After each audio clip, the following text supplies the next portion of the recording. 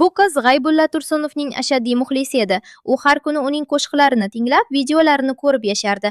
Lekin uning yuragida bitta katta orzu bor edi: sevimli san'atkori bilan yuzma-yuz uchrashish. U uchun bu orzu juda uzoq, hatto imkonsizdek tuyulardi. Lekin ba'zida hayot insonni eng kutilmagan tarzda xursand qiladi va bir kun aynan o'sha mo'jiza sodir bo'ldi. G'aybulla Tursunov uning oldiga kelib, u bilan uchrashdi. Qizning o'sha paytdagi quvonchini so'z bilan ifodalab bo'lmaydi.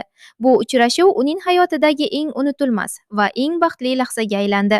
Orzular baribir amalga oshadi. Uchun seni ahmoq qilibdi odamlar dedi. Assalomu alaykum azizlar. Bugun bir ajoyib kun. Ya'ni bizni ko'p yildan beri eshitib kelayotgan bizni qo'shiqlarimizni bizani hurmat qiladigan bir muxlisimiz bor.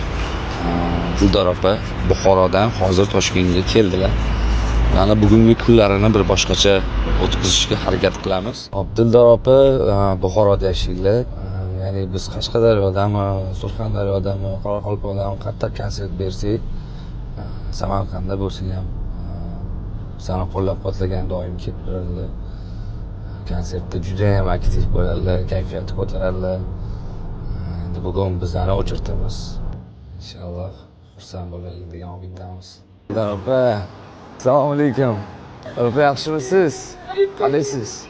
Assalomu alaykum azizlar. Hech kim ish olmadi, ertak dedi. Nega Ertak ish olmadi, Buxorodan o'shaga borib, G'aybulla uchun seni ahmoq qilibdi odamlar dedi.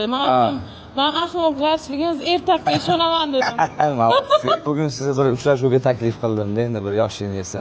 Joningiz sog' bo'lsin. Rahmat. Bugun bir kayfiyatingizni ko'taraylik dedik. Dildora degan qo'shiqni chiqaramiz. Siz uchun aslo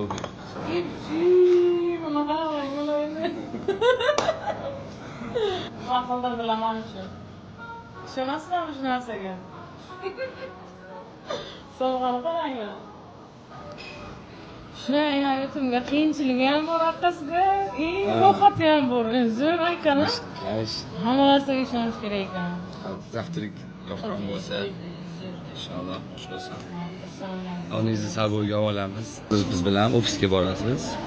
Ofisda siz bilan ijod qilamiz.